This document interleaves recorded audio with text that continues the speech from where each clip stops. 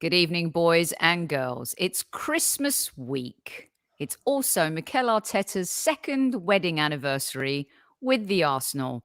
And it's Monday Madness. We got top 5 talking points for you. Super Kev is back. The gang is here. And you guys asked for tinsel. So here it is.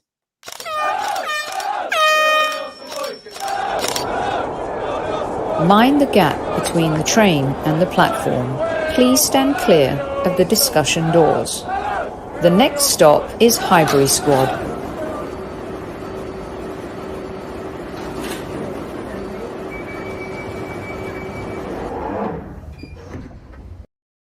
It's literally 9:01 and we are being accused of being late, Super Kevin Campbell. Welcome back to the podcast, my brother from another mother, Super Kevin Campbell.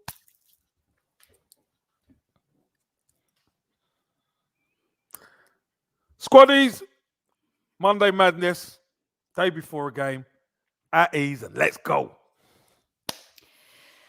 The reason why we're a minute late, and by the way, you're lucky because I left my referee book and cards in the other room, Kev. So they're very lucky. Had to go, yep. Right. Good evening, everyone, and all the usual suspects. But the reason why we are 1 minute late was because a lot of you wrote to me and said, Soph, where's your tinsel? Where are your Christmas decorations? And so, Kev, I moved the studio into my living room, basically, just so I could appease the kids today. And here we are. Merry Christmas. My poinsettia is right here, Super Kev. We've got Vesper and Vinny's stockings over here, a Christmas tree. And of course, I'm an old lady now. So I got the old rocking chair where I have a little mulled wine at night. and a mince pie. And a mince pie. Which, according to someone in chat, they're a buck at Sainsbury's. Good evening to all of you in live chat. 100 of you so far on a Monday night. Welcome to the show.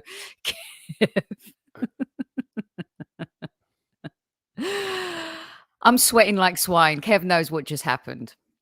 I'm trying to get the lighting right. I'm trying to get everything organized. Kev's you already. You should have seen it, everyone. I'm telling you. You should see it. And then a couple of minutes before, oh no, this is that. It's military operation there, so. It was. That's why our community are squaddies, because it's like a military operation. Exactly. And I failed miserably on the military front. I'm sweating like swine right now. And Universal Greek, yes, Yaya Soph. In Greek, Yaya means grandma. And I think he's referring to the old rocking chair here as Grandma Soph. Kev, how was your weekend? The rest of it? Yeah, weekend was good, was busy. I worked. I took my mate Shirley for a bit of lunch on Saturday. Lovely. She's 81. Wow. Shirley's 81 young. 81 years young, still strong, still have a great laugh with her. So we took her for lunch. Obviously worked, and then obviously done the after game pod with you. I was in London yesterday. I was working yesterday. So I was down, then back, and I've had a busy day today. Day started around about. I was up early, but my day properly started around 7, and then not really stopped all day. So here I am. Love it. Absolutely brilliant. Do you see why I told you I should have kept the shutters shut, Kev? Because now the California sunshine's coming through and it's accentuating the whiteness on my face. Well, you could always go and close it. You could always get up and close it a little. With my golf club. Boom. No, listen, you can get up and close it a little if you want. We'll wait. We'll wait, Soph. I'm wearing the newscaster outfit. Oh, Soph. Hey, listen, Sophie. All right, Sophie. We're happy to wait, my dear. No. What I'm saying is, you can turn the camera off, go and do it, and then come back. Yeah, sure, fine. Do it and come back. Come on. Show us your legs, Soph.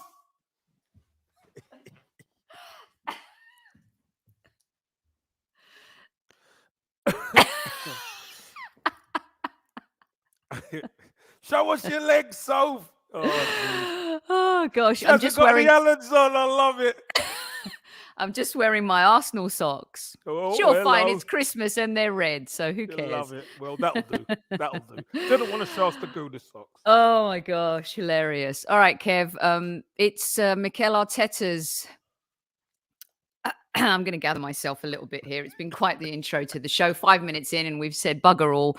So here we go. It's the California light is way too bright. By the way, Taib, you're lucky. The cards are in the other room, so you could be naughty tonight because I can't Don't say brandish that. them. Jeez. Well, we'll still keep score. I've We will got my pen here as you. Yeah. Perfect. Okay, we give it to you all here. No, we don't hide our stuff. I'm sweating like swine. Now you can't even see the Christmas lights. I'm sure it's going to get dark soon. It's raining here today. But the big news today is this guy, 2 years in charge at the Arsenal, Super Kev. Mm-hmm. It didn't start off so well, and he's been through some peaks and troughs. This probably the darkest hour of his reign so far. But then, of course, he did deliver the good old FA Cup that he also won as a player. Look at those muscles on Mikel. Wonder if he still has those. Here he won it as a player, lifted it as a player. There he is with the two of them doing good things at the club. I have not been a fan, but 2 years on, we're in top 4 now. Super Kev, talking point number 1. Happy anniversary to Mr. Mikel Arteta today. Yeah, of course, happy anniversary. And I know the fan base is still split. There's a division there. Anybody who says that they don't see a little bit of progress now, I just think they have a different agenda. Yeah, we're not where we want to be. We know that, Soph, but we can only look at where we are right now and say we have improved our position. That's all we can say. This time last year, if you remember, it was crazy, wasn't it? Mm-hmm. It was absolutely crazy. We were languishing in the mid-table. People talking about us having a relegation battle. I particularly remember a certain Gunnar Russ, me and Gunnar Russ having an exchange of texts and him telling me we are going to be in a relegation battle. So if you're listening, Gunnar Russ, what have you got to say about that? Because we're 4th in the league now. So there you go. So again, Sophie, it's been an up and down 2 years. We've said it's going to take time. We've said there's a lot of surgery that needs to go on with this team. And let's be honest, we've seen a little bit of surgery and we've had a little bit of a surge. So the next part is going to be just as important. So, Kev, what do you think have been Mikel Arteta's biggest decisions so far in his first 2 years? I did want to focus on him a little bit today on our talking points because it started off, thank you for the reminder, winning the FA Cup. I did show those pictures, you guys. And he's had to make some bold decisions. For me, the most important thing is how he is trying to change the culture at the club. Mm-hmm. And the player profile DNA has evolved now. There's no enabling. We're not carrying anybody. You know, this is a new Arsenal. There's a new way of doing business and there's a new sheriff in town and his name's Mikel Arteta. I have not been a fan at all. And I'm not a fan at all. I've criticized him where I believe it's been warranted. And one of the things that I don't like is the fact that if you've criticized him and now you credit him or you credit him when he does well, that you're a flip-flopper and you're this and that. I don't want to focus on any of that crap today. You know, a few people trying to dig people out online because of their opinions. And by the way, he deserved to be crucified after the Europa League semi-finals. He deserved to be crucified in his first year in the Premier League. He deserved all of that. And at the same time, Arsenal was also going through surgery in the sense that we were looking for transplants, the heart, the kidneys, the liver. Yeah. You know what I mean? All the organs, yeah. So, Kev, what do you think have been his biggest, if you had to pick 3 of his biggest, boldest decisions that he's made since he's been in charge? Biggest, boldest decisions have been to change the system to win the FA Cup. Because remember, after it went to lockdown and we came back, we lost the first 2 games, I believe it was.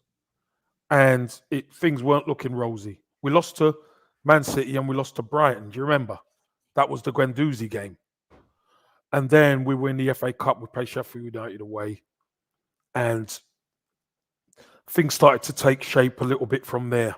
And went on a bit of a run in the FA Cup and beat a few of the big sides, obviously, a couple of the big sides to win it, which was great. And everything was hunky-dory. But then it was no fans in.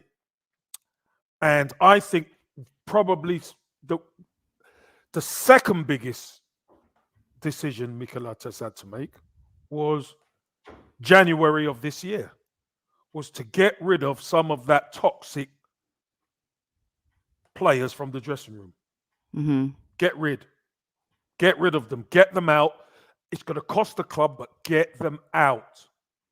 And if you remember, he got them out, and we kind of went on a better run in the second half of the season. It wasn't perfect by any stretch, but just giving that dressing room a little bit of time to breathe. And then the third, and probably the most important, Sophie, was the recruitment of younger players who don't have any preconceived notions of Arsenal, who are happy to come in and fight for the shirt. They're coming in to fight, to play for the shirt. And no names, and people were against the recruitment. I remember Edu coming out and doing that piece, Sophie, and him being crucified. And he said, let's wait and see, remember? No, we can't say that. What's he doing? Da-di-da-di-da. But let's wait and see, because it depends how the new guys, how they gel. And if we're honest, Sophie, again, it hasn't been perfect. It's been far from perfect. But we are starting to see things come together a bit. So they're the 3 biggest decisions. And if there's a 3.5, it's the Aubameyang. Well, that's probably 4th. That would be Aubameyang.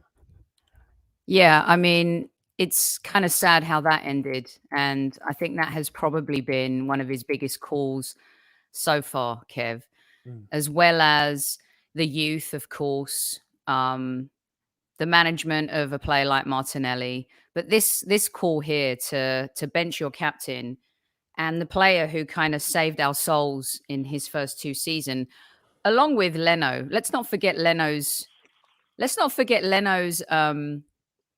involvement in that team that season, and his saves, Kev. They were so pivotal and so important as well in our ride to the FA Cup. But for me, it's so sad to kind of look back at... Oh, no.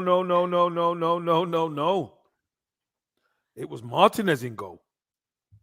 Oh, yeah, for the FA Cup. But in the season before, when Leno's performed all right, but when you mention the FA Cup, Martinez was the guy. Yes, that's correct. See, I'm just sweating and I'm all over the place today. This change of locations really got me. I love that JJ thinks I'm at Macy's, but I'm not. I'm actually in my living room. So thanks for the compliment. I really appreciate that. But Leno did help. You're in the study part of Macy's. You just plotted up with your laptop and you're just doing it there. Dartboard in the background. Yeah, I've had to lock Vinny and Vesper away so they don't trip over all the wires and stuff like that. Geez. I know, it's true. I'm sweating like Boris Johnson, although hopefully I'm a little bit better looking than him, but maybe, I don't know, we'll see. Kev, this decision is bold, very much so. And then the evolution and the management of transitioning the team and the summer transfer market, his work with Adu, very important in terms of the player profile and the players that we can recruit, a lot of people, Arsenal fans, who are now crediting and loving the players, like Ramsdale, of course, like Tomiyasu. These players have been transformative. Odegaard now getting a little bit more of the respect that he deserves. I think this time last year, the January transfer window was also one of his biggest moments. and the summer transfer window, one of his biggest moments, because now this is his team and he's doing this with his team. My one thing that I really want to see from him, though, Kev, is the next step has to be playing better against the big teams. That's always going to be leveled at us at the moment, Soph. And listen, let's be honest. In the league, we haven't our record hasn't been great, but we have won some of the games. What we need to do, we need to get some more experience so we can rely on it in and around the team, because we are relying on the young players, and young players blow hot and cold at times. Although, our young boys are flying at the moment, aren't they? They're really making a fist of it. But against the top teams who have got the experience, sometimes we come up left a little bit wanting. So experience maybe is the next part of the project that he has to add. He has to add some real experience. So when we do play in them big games, we are not just a young team. Kev, do you think this is his the best result so far for him? Is it West Ham or was it this game against Tottenham? Well, the Spurs game was always the one, wasn't it? Especially of our emergence. We discussed, the next 4 games at that stage. We didn't have a point, Sophie. Remember, we had no goals. We had no shots on target. It looked really rancid, and it was like, he's not going to get sacked right now, but it's going to be telling when we get to the Spurs game. We beat Norwich at home 1-0. Didn't play particularly well, just got over the line. We beat Burnley away 1-0, and we showed a little bit of steel. You win the next game, and then you're playing Spurs at home, and you think to yourself, this is the game. And we ran away with it. We ran out winners. It could have been more. And then, typical Arsenal, we kind of sat back on our laurels and kind of let Spurs in the game again a little bit. But we won the game.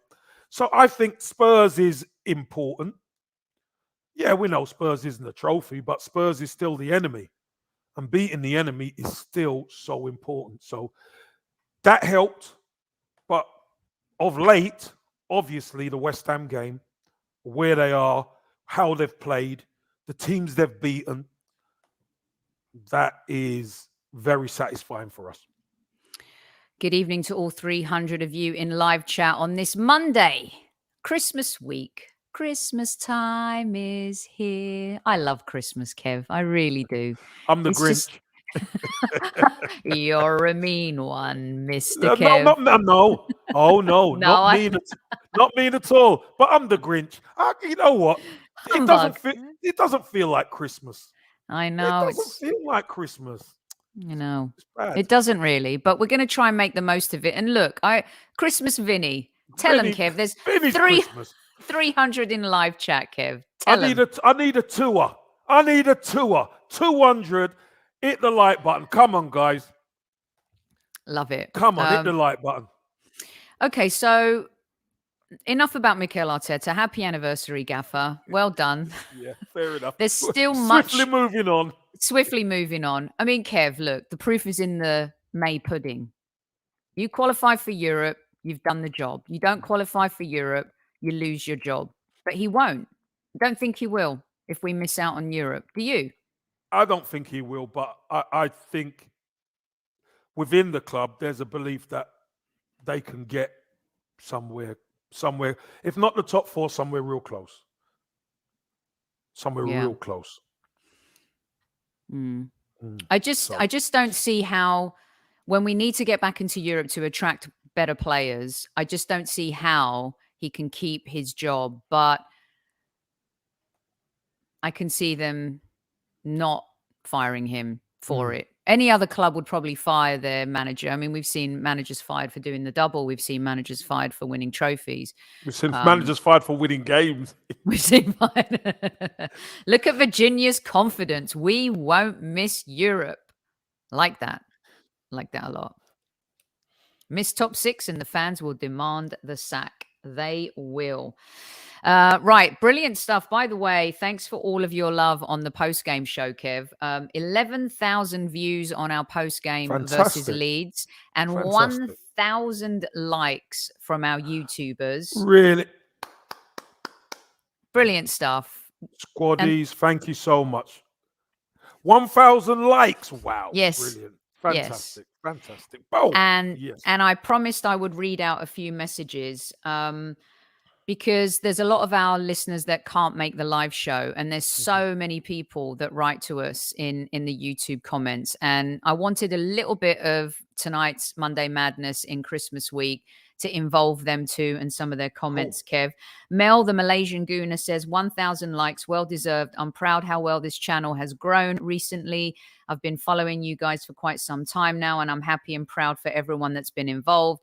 Onward and upward. Big up Sophie and Kev and all the squaddies. Keep up the great work. Sensational stuff. That is Mel, the Malaysian Gooner. Thanks, Love Mel, that. the Malaysian Gooner. Superb. Really appreciate your kind words.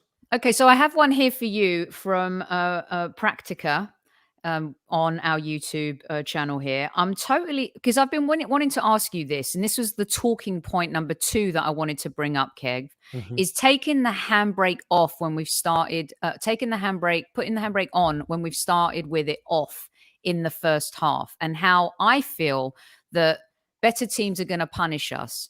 And Manchester United weren't the better team on the night, but because they're Manchester United, they took advantage of our naivety, not our immaturity, our naivety a little bit. So I wanted to read this one out to you from Practica.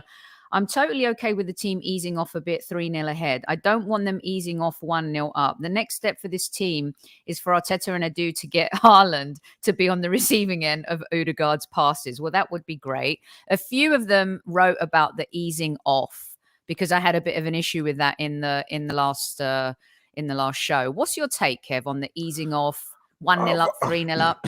Yeah, I've spoken about this before. I don't think the manager wants to ease off anything. I think there's a natural, in modern day players, very few teams are like a Man City or a Liverpool. You could see it. Very few teams are like that who just go for the jugular all the time. Man City do it in a different way. They do it in an educated, pressure type way by keeping the ball and pressurize you that way. Liverpool go crash, bang, wallop, and they try and punch you in the mouth constantly. But they also, though, when they defend, they'll catch you on the counter-attack. So teams are very wary. This is something that has to be developed, Sophie. It's only the developed teams can do that. And people talk about it as if people just can do it normally. It doesn't work like that. And sometimes you don't like me saying it's football. It is football for a reason, because you know what? These things have to be learned. Sometimes you have to get smacked a couple of times to understand we're not good enough to sit back and let the other team get ahead of steam. Because we've done it with Everton and look what happened.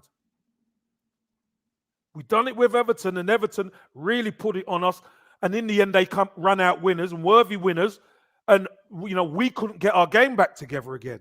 So this is something that has to be learned. There has to be a steely determination within the team to be able to play. And at times, Sophie, the opposition will get the better of you.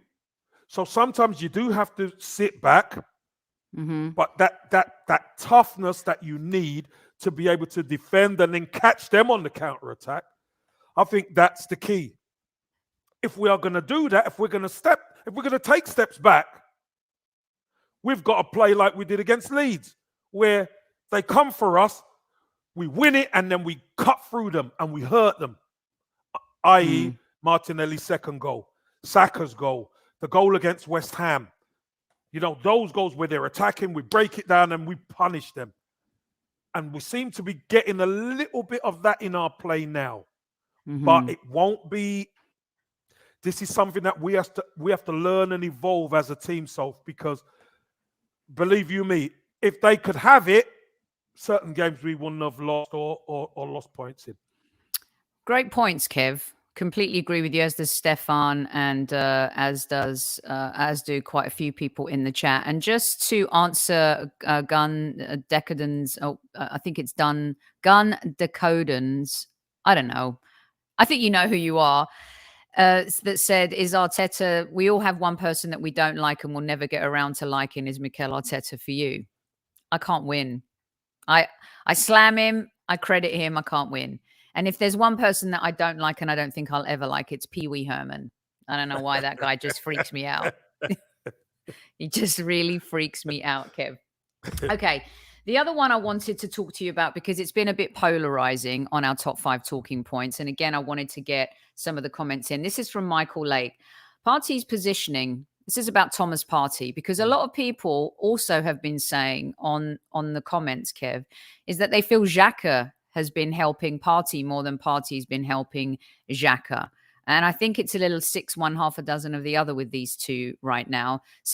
I think maybe they complement each other, and we want Thomas Partey to be like N'Golo Kante, or we want him to be, Michael Essien, and we're not seeing him do that week in, week out. Maybe he's not the consistent player that we want him to be. So Michael says Partey's positioning was tactical. He was there to hold, while Xhaka was given the freedom to roam and find the spaces to receive the ball and confuse the opposition by taking clever positions. People need to start noticing that some of the displays by some of our players are tactical, rather than just saying this player struggled or that player wasn't at the races. Xhaka won't have played as well today without Partey holding back. Mm-hmm. What are your thoughts on Michael's comments there, Super Kev? Great points, Michael. Really good points. And again, I've said it against West Ham and I'll say it against Leeds. You don't necessarily notice too much about what's gone on. But as a pair, they complemented each other on the day. As I said, I nearly fell off my sofa when Granit Xhaka picked the ball up and played it forward. Mm-hmm. The same happened against Southampton. You remember in the league last season when he passed it to Pepe Sov? And I said, well, he passed it forward. I can't believe it. Well, there's a second time. All the time with Partey beside him. Why? Because he knows he can get away with it, Soph. He can get away with it because Partey's always going to be there to mop up, right? He's gonna mop up. So, look, Thomas Partey does Xhaka help? That is what a partnership's supposed to do. Xhaka is supposed to help Thomas Partey as well. He's not the only player who needs a bit of help, Sophie, especially when you haven't been playing so well. Maybe that stability of Xhaka being there, helps Partey just do his job. And at the end of the day, if we're winning, Sophie, we ain't getting overrun in midfield. They're protecting our two centre-backs. And we're winning games. I've got no problem with Xhaka helping Partey and Partey helping Xhaka. That is what a partnership is supposed to do. Mm-hmm. Do you think that we're expecting too much from an experienced player like him, Kev? Do you think that, we talk about players who just do their jobs, right? Is he just doing his job? What are we expecting? Like, is it because he shoots and he's more like an NFL kicker when he does? Is it because of the injuries? It just seems like everyone was so in love with the there's no Partey without, Thomas Partey. And here we are where he started off probably being exceptionally likable and is slowly maybe growing into more of a polarizing player. Am I reading too much into that? Oh. No, polarizing, that's a bit strong, I think so. I just think we've seen his ability. And when you see somebody with that ability, and maybe you don't see it all the time, and yes, some of it, like Michael said, is tactical. But when you know his ceiling is massive, but you don't see him taking over games, remember, we've had some of the best in there. We've had Vieira in there. We've had, some top quality central midfielders in there who can take over games, who could run games. That is what we want from him. Of course we do. Mm-hmm. But unfortunately, at the moment, Sophie, he's not that player at the moment, whether it's through injury, whether it's through loss of form and all that. So do you know what I want then? I want him and Xhaka or him and whoever to lock down the midfield and for us to win. Right now, we don't necessarily need him to take over the game because we're winning. There's going to come a time, Sophie, where we want him to get a load of games under his belt so we know he's right, he's ready. Because I don't think he's had 10 games in a row. Has he ever done 10 games in a row for Arsenal? That's the thing. I want him to go and have 10, 15, 20 games on the spin for Arsenal, back to back to back. Go on, do that. And then he's ready. Then hopefully we'll see second half of the season where he could start taking over games and doing what he does.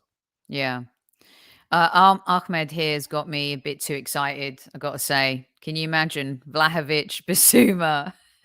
Stop the madness. I'm not going down that road just yet. Ahmed, what about OR as well? Why not chuck him in? He's a free at the end, isn't he? Yeah, and I agree with Cancun here that Sanchez is still a bit injury prone, Kev. We've got to be careful about that. Mr. Waffles is back, Super Kev, back in the house. Waffles for everyone. Okay.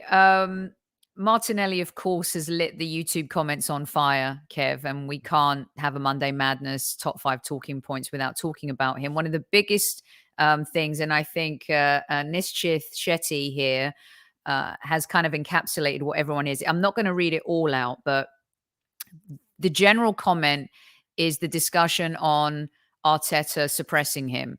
So he says it's kind of frustrating to see people say Arteta ruined Martinelli and suppressed him for the past year, when Arteta had hinted in multiple press conferences that he's being worked on and we need to be patient with his development.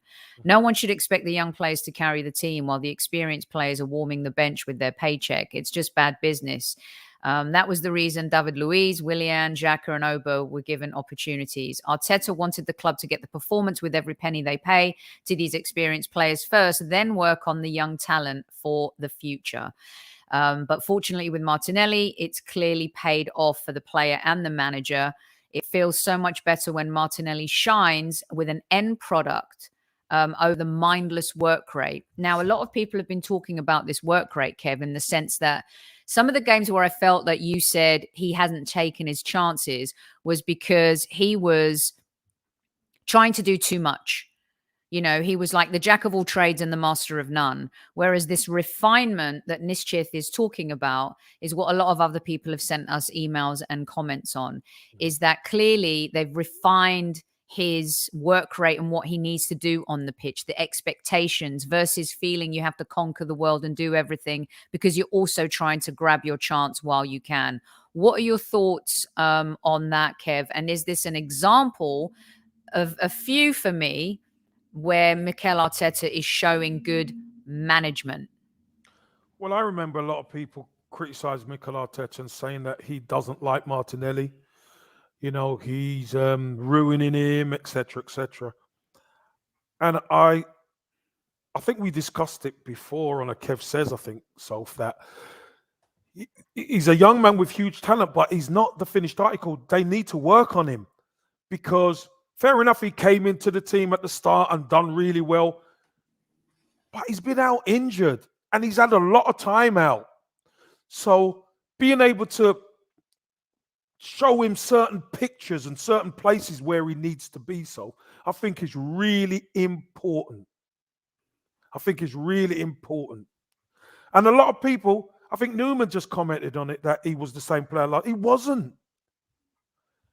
You're never the same player straight after injury. But he's put the work in on the training ground. And when you put the work in on the training ground, 9 times out of 10, you see it shine on the biggest stage. Mm-hmm. And that's what, Sophie, we discussed it, and when we said, you know, Aubameyang should be dropped to Martinelli given a chance. He took his chance against, who was it? Was it Newcastle, wasn't it? Where Tomiyasu played that ball and he got on the end of it and put it in. He's got to take his chance because He's got the talent, but he has to take his chance. He's got to show what I've been learning on the training pitch. I can then transfer to the big stage as part of the team structure. I understand he wants to do well and he's running around like a headless chicken and his work rate. Work rate isn't good enough without end product. And now he's delivering the end product. He's the difference maker, Soph. So the goal against Chelsea. What's the difference between that Martinelli and this Martinelli? I know you've just said it, but to say that he wasn't the same player. No, last year. The I said talent, last year. Yeah. I said last year because he was injured. He'd come back from a long injury and he wasn't the same player. He's got the talent. He's the same person. But he still needs to be worked on to get him back up to speed. And maybe, Sophie, if he would have got chucked in last season too early, maybe it wouldn't have worked out for him. Because do you remember when he got chucked in a couple of times that he kind of broke down a couple of times? He broke down in a warm-up in one game. So, again, that's not the same player. That player who scored that incredible goal against Chelsea, that's his raw talent. We know he's got raw talent, and he's cold when he gets clinical when he gets into those positions most of the time. But the key is he's got to understand how he gets opportunities. He's not a back to goal merchant, I don't believe. I don't think he's a number 9. I think he's a player, he's a winger who's a forward who can make runs coming in and finish really well, as proven against West Ham and against Leeds. Yeah, I agree with Chris too at this point. Let's not read too much into it. Martinelli's an exceptional talent, but he still has a long way to go in his development. Let's pray he can continue injury-free. And I think that's a good point. And Kev, I agree with you. There's his explosiveness, on the second touch as well is crazy.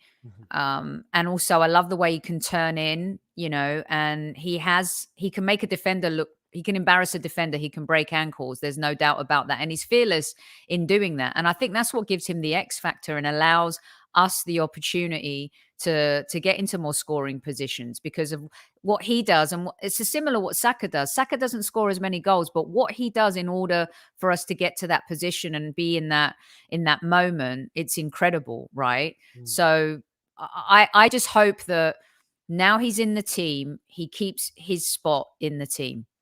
I mean, it would be insane to not play him at this point, right? And someone in the YouTube comments wrote, the biggest problem for Aubameyang now is not Arteta, it's Gabriel Martinelli. The dude's come in, he's taken his chances. There's no turning back for Aubameyang now, unless something amazing happens. And like you said, Kev, unless he comes out and apologizes and begs for forgiveness. And I don't even think that's going to work. At the end of the day, is he committed? Is he committed to fight for his place? Okay, so I don't know. I don't think so. Right, you're listening to the Highbury Squad. There's 460 of you. Ooh, we got to be looking at 290. Come on, guys. But give me 300. I want 300. Come on, 300. I'm broken in it. Do a Vinny. Just hit the like button. Smash it, touch it, and knot it in. There you go. Otherwise, Kev's going to break the cameras again. No, I'm not going to break the camera again. I have to say, I miss my studio in there, Kev. I'm multitasking way too much all that here. Fancy, don't listen about tinsel. All that's nonsense. Get back in your. You see? No, This you is see it. all this. No, you see all this, Sophie. You get a little bit of pressure from people, and what do? You buckle. I crumbled. No, don't crumble. Stick to the plan. I folded like a cheap lawn chair, Kev. I know. I did. Oh, These little bastards. They've got me wrapped around their little finger. They wanted tinsel. I'm giving them tinsel. In the meantime, I'm all over the place. Right. Here's one for you. Talking point number 4, Kev. All right.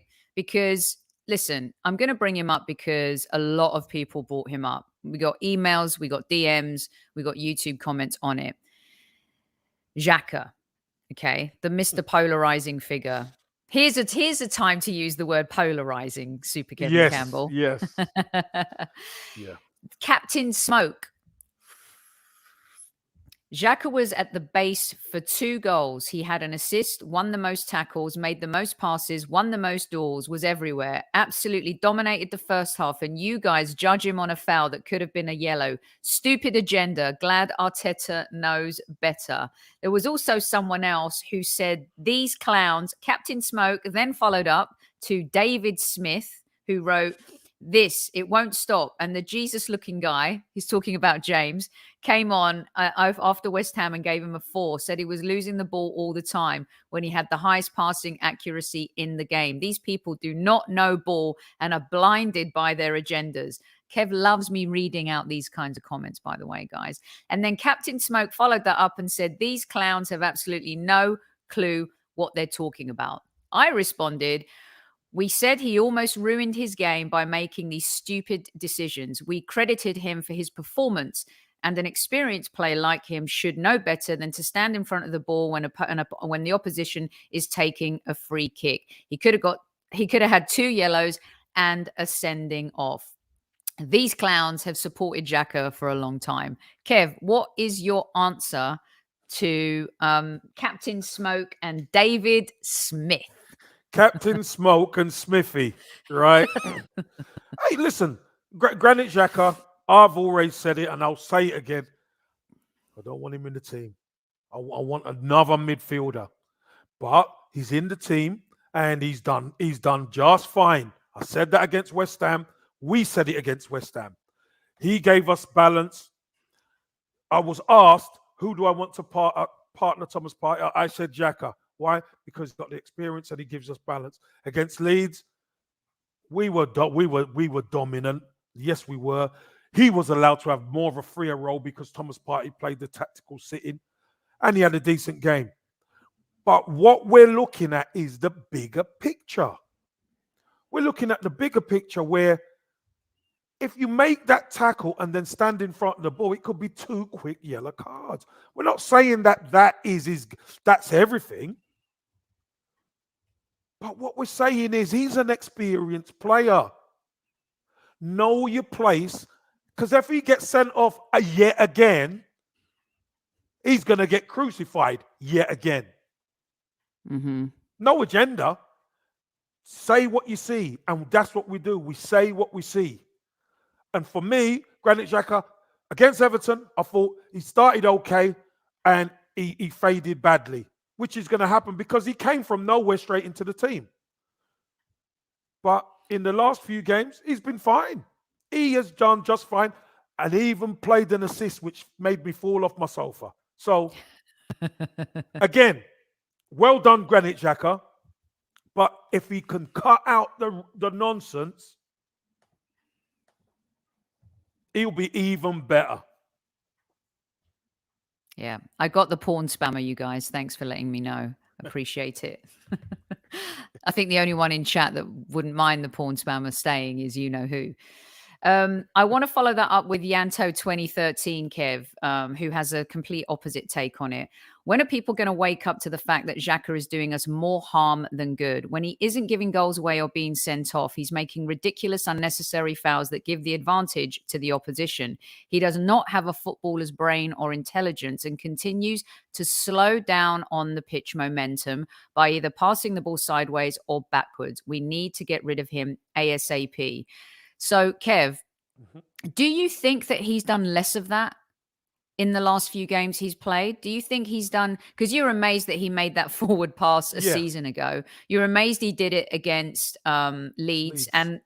and you've credited him for it. Do you think the reason we look at quicker is because of Martinelli and Laka and Saka versus Xhaka? And I'm not trying to be a poet and know it, but is that why you think things look like they've sped up a bit? Less on him, more on who's playing in front of them? Yeah, I thought the pass to Martinelli was on. It was on. So as they turned the ball over and Granit Xhaka got the ball and he looked up, I mean, you could have driven the QE2 through that space. You really could. So all he needed to do was hit it in front of Martinelli, and Gabby's on it. And that's what he done. He chose the right pass like he did with Pepe. Listen, fair play to him. He picked the pass. But we do know Xhaka's faults. Having a good passing accuracy and all that is one thing. But we don't. Our problem sometimes is, and let me just tell people sometimes about football.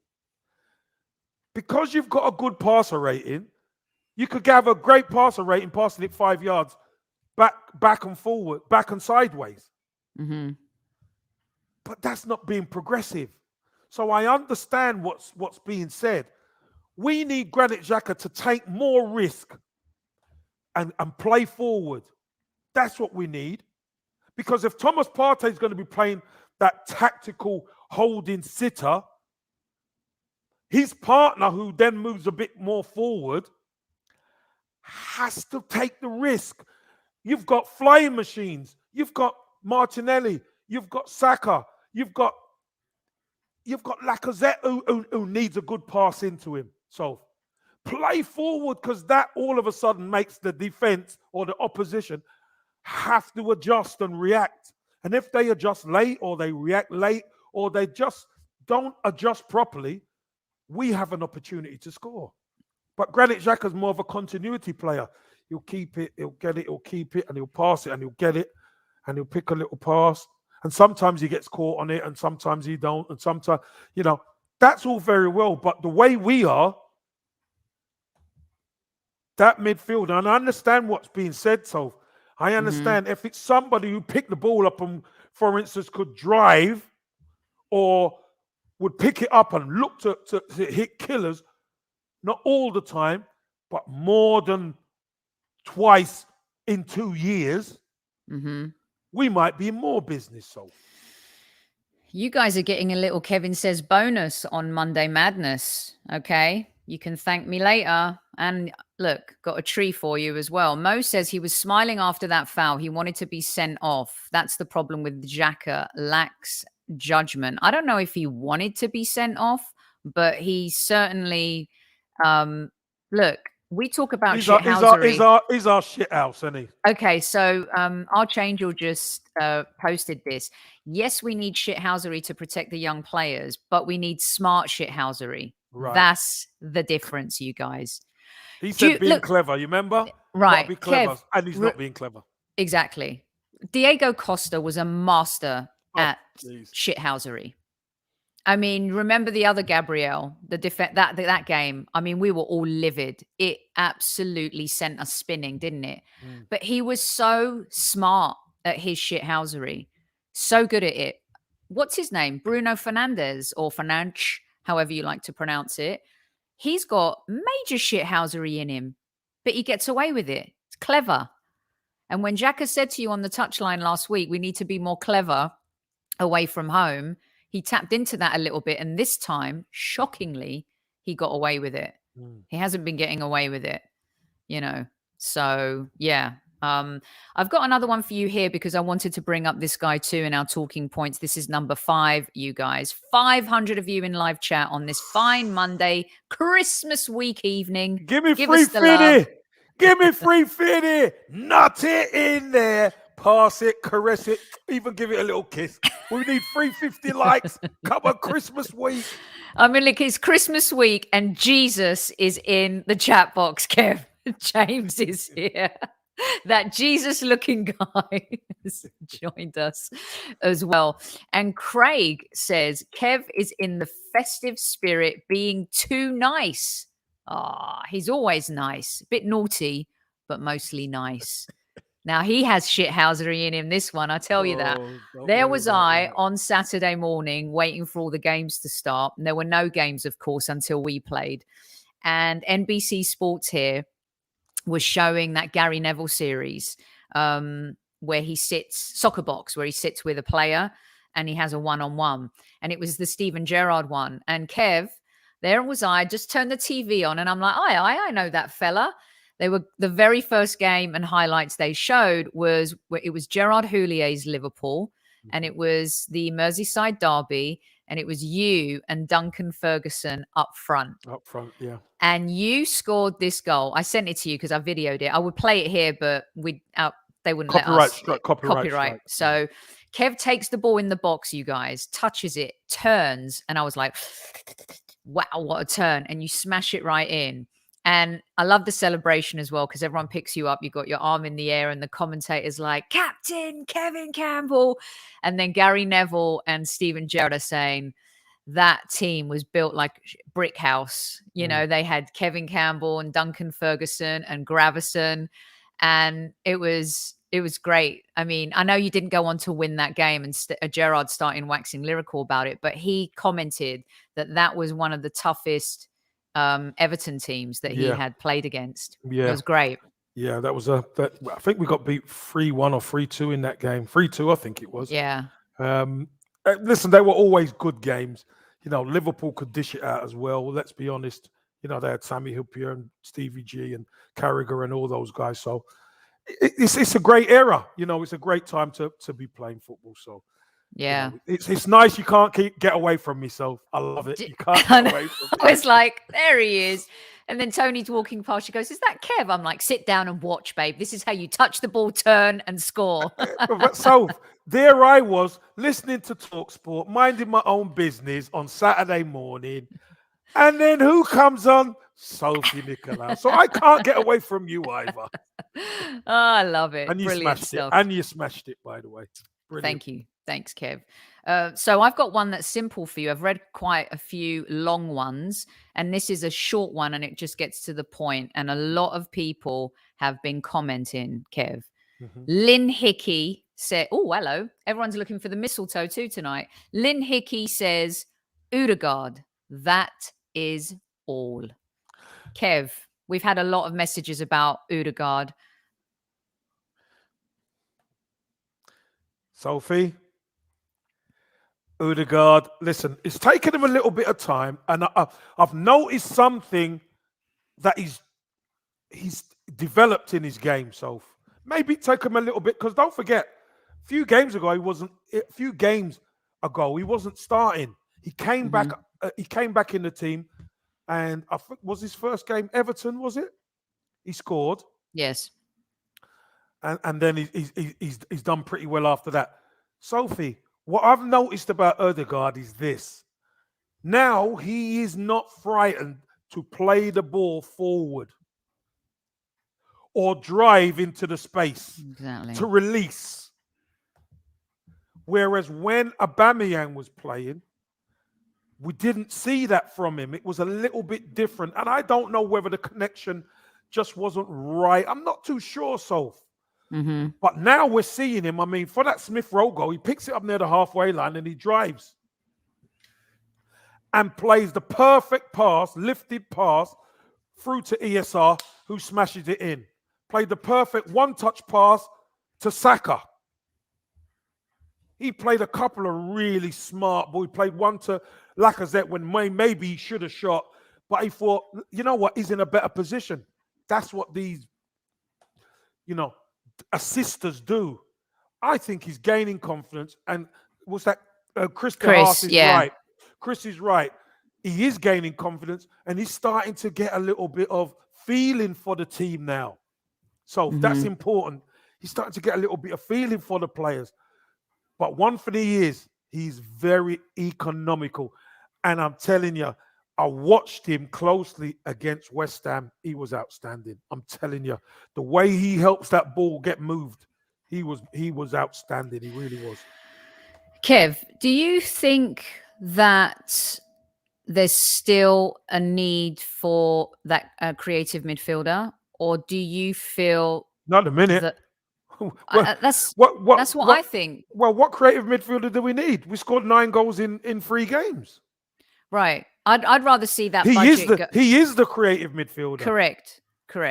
So there's a lot of people that keep saying, "Oh, we need a creative midfielder. We need this. We need that." Yeah, but people are going to say that. But he is a creative midfielder. Mm-hmm. He hasn't been at this level for a while. Yes, I agree with that. But now he's starting to come into his own. He's gaining a bit of confidence. He's playing. Makes a big difference. He's playing. Yeah. He And was it's going to be cheap money.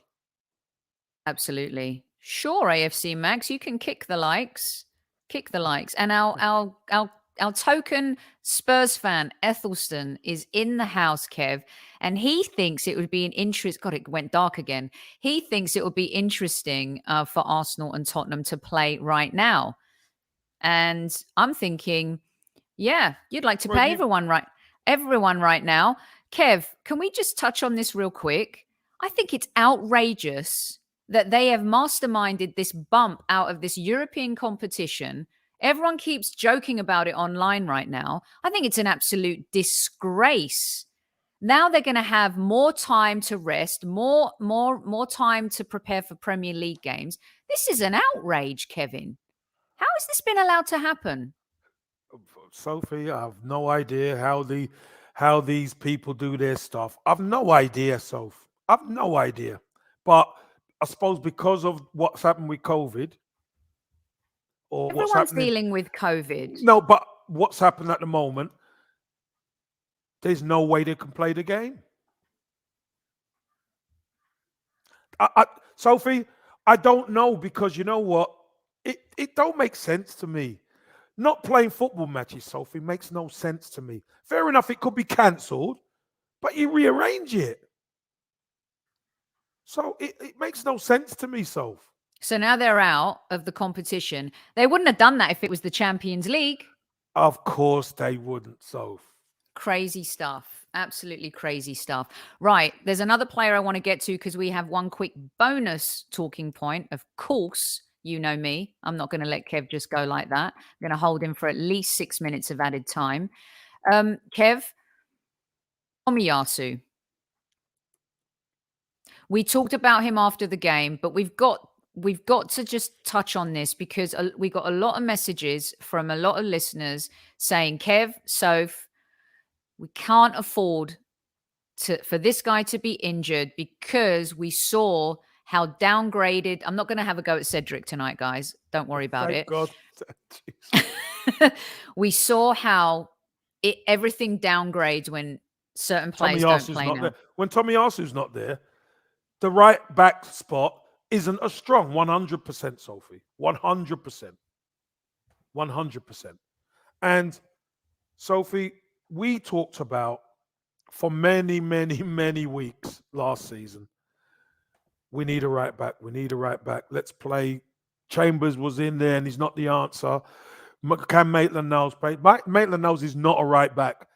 He can play there, Sophie, but we've seen him have good games and really poor games there. So now you see a real defender there. Mm-hmm. We've got no problems at right back anymore. So we look at other areas. I agree. We need this guy in the team because aerially he's a beast. He's tough. He's tenacious. And there's a clip on social media where Leeds go down the wing and they cross it, and he boxes out the winger. Mm-hmm. He runs after it, battles the winger on the touchline, takes it around the winger, knocks it past the next guy. I think it's Dallas. And Brilliant. Dallas pulls him back. I mean, that's just brilliant defending and transition into defense to attack. That's just brilliant, Sophie. Yeah. I think he's been brilliant since he's come to our football club. And sensational. I honestly, once I heard about he's coming, I started to do my research. 2-footed, he can defend, he can play centre back and right back. Okay, cool. Saw some of his clips. I'm thinking, if he could settle, we might have somebody. He's far exceeded what I thought he would be. So totally, I completely agree. He's excellent. James, funny you mentioned the boogeyman. I watched John Wick at the weekend. I love John Wick, and yeah, I think he does check. I think Tomiyasu could take out John Wick. That's how good he is. That's how fearful people are. Well, look, only positivity this week. It's Christmas week. We're top 4 for the first time at Christmas time, as our good friend Lone Star Londoner told us last week, for 5 years. And it's Arteta's 2-year anniversary. So you've got to look at this and say, you know what? Who'd have thunk it that we'd be in this position at the beginning of the season where we started disastrously, absolutely disastrously. And here we are sitting in the top 4 for the holidays. We've got a big EFL Cup game tomorrow, Kev, quarterfinal against Sunderland, and of course a big game against Norwich, which we'll get to later on in the week. But in terms of tomorrow, what do you think Arteta's going to do, considering that now the Premier League has made the decision to continue playing games? And to be honest with you, I want everyone to be safe and healthy. But thank you, baby Jesus. Thank you. Yeah. Everyone needs the Premier League to keep going. I mean, look, contracting COVID or whatever it is, which Omicron or whatever these things is whatever it is. And you know, we're talking about fit young guys, and they all come back. Look, Spurs were shut down. They all come back and played. So you expect them, whatever happens, if you have your numbers up, you know, you've got to make it work. So just stopping it. I mean, you know, I saw Chelsea saying that they couldn't field a team. Did you see their team? Kev, that was ridiculous. I mean, come on, Chelsea. And are you telling me the likes of Chelsea haven't got under 23s who they could put on their bench, Sophie? Exactly.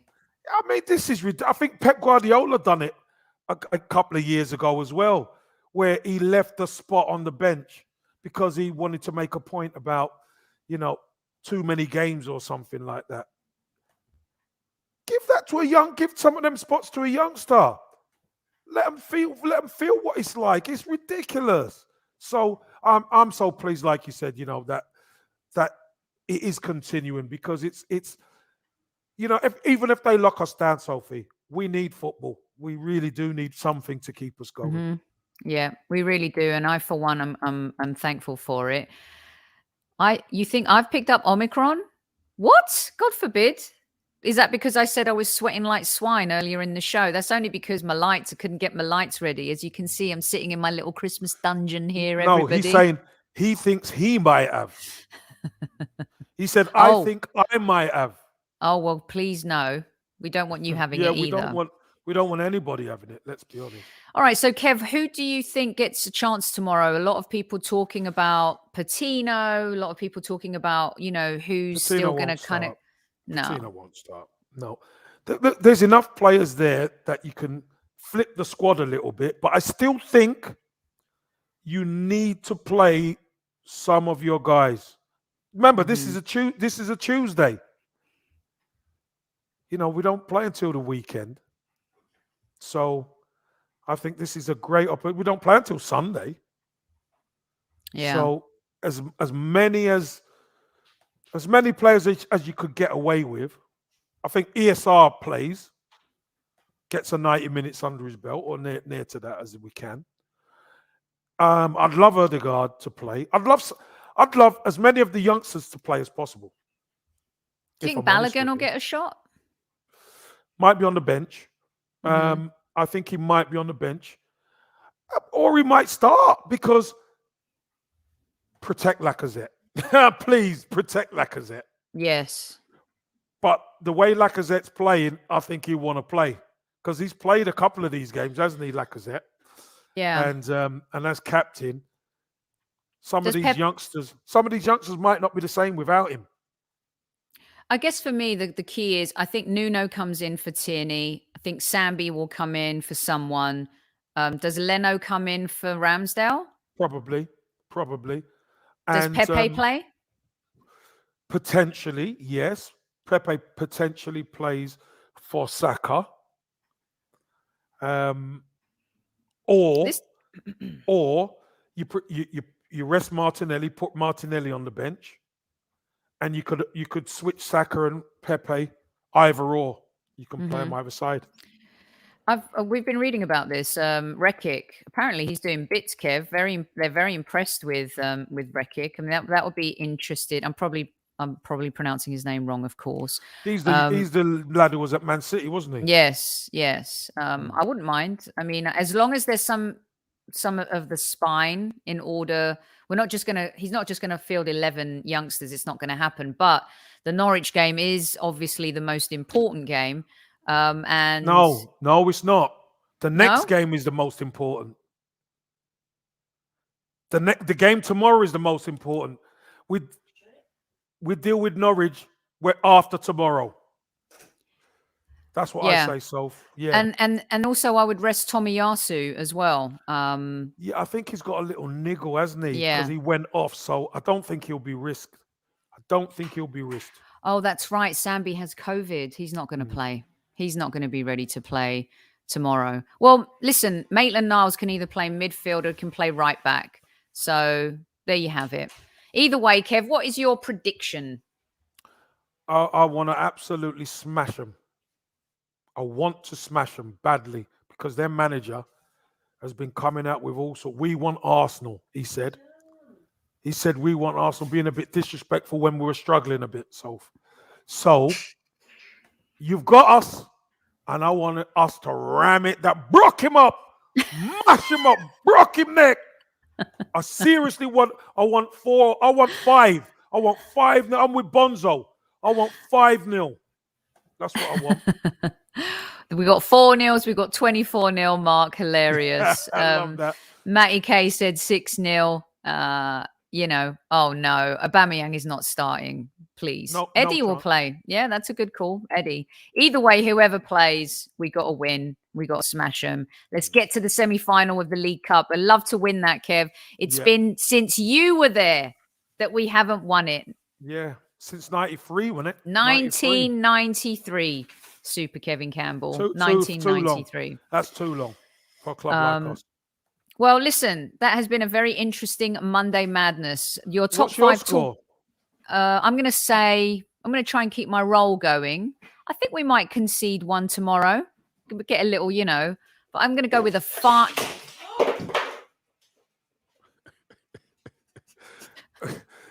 Obviously didn't like that score. What you were going to say? So, what the hell is going on here? So basically, that was Vespa tripping over all the stuff in the living room. Everything, yes, of course. Luckily, she didn't take out the microphone and make everyone go deaf. It was Vespa actually. They've been in the room chewing on their bones, keeping quiet for the show because I was going to be in their space. And they were just released because I'm like, let them out. It's the end of the show. Don't worry about it. And boom, Kev. Vespa does a bit, love it. Does a bit, love it. She broke some necks. I was going to say 5-1 before Vespa rudely interrupted me. So they're getting the stuff in. Good. That's what I want. Yeah, definitely. Well, listen, that was a fun Monday Madness. I wanted to include some of our listeners in it, Kev, with their talking points. After the Leeds game, especially with the team transitioning, with it being Mikel Arteta's 2-year anniversary. If it was Santa coming down the chimney, I tell you, he's stuck somewhere right now. Brilliant stuff from Kev. A little bonus, Kevin says. The schedule this week, Kev, for you this Christmas week is, let the listeners know when they will see your pretty face. You won't see me again until January 2nd. It was beginning to look a lot like Christmas. So you might see a video from me tomorrow, but I think you'll see me on Wednesday, Soph. I think. Yes, Wednesday. Yeah, I think you'll see me Wednesday. Yeah, because Absolutely. I'm doing the game for Sky tomorrow in the studio, and for Sky Sports, and then I won't be on post match, because I've got something else to do tomorrow. Right. Tomorrow evening, which is about the crypto XR Doge. And then I'll be back on Wednesday. So perfect. You can go from there. Okay, perfect. I will be back tomorrow. And Kev and I will be with you Wednesday. And then on Thursday, we have our good friend Harry Symeou returning to the show. And I'm sure Kev will have a little vid for us to get our teeth stuck into a week question. Thanks to everyone who has joined. We are going to be off on Christmas Eve. We're taking Friday off. And we'll be back I'll be back in between Christmas and New Year a little bit, but we are going to take some days off here and there. But we do have some content coming your way that we'll be posting as well, you guys, including the goalkeeper show. Look out for that. It's going to post this week. Recorded that yesterday, which was really a lot of fun. I learned a lot from Mike from You Are My Arsenal, who's taken his goalkeeper badges, and he's got a really interesting take on the position. And it's the only podcast, I do believe, that has a goalkeeper show. And so we're really excited about that. Promised you that will air this week as well. And we've got a question from Budgie for episode 2 as well, Kev. So that will be legend, fun. the legend that is. The legend that is. John Burridge is the oldest player to play in the Premier League. So that's a trivia question for everybody. You got one for the Christmas table. Yes, definitely. You know, when you're having your Christmas dinner, who's the oldest player ever to play in the Premier League? And it's John Burridge. It's crazy. Brilliant stuff. Loved it. Okay, that's it. Kev, take us out. I'll be back tomorrow. Kev, bring our boys luck tomorrow. Let's hope we get the win. Lovely. Sophie, thanks again. Hostess with the Moses. Squaddies, as always, first class. By the way, Sophie, great questions and great comments by the YouTubers and everybody. Great comments by the squaddies. Squaddies, Merry Christmas. Every time I do this week, it's Merry Christmas to you. Have a wonderful, wonderful day and take care. And never forget, Christmas is about giving and being kind. So, happy festivities and at ease, squaddies. Squaddies. So, I want to wish you all, with my pal Rudolph, a very Merry Christmas. And an even better and more prosperous New Year. Look after yourselves. Love your lots. Come on, you Gunners. We can do that 4th spot, can't we? Come on! Love it!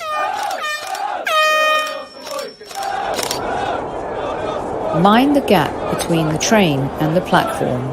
Please stand clear of the discussion doors. The next stop is Highbury Squad.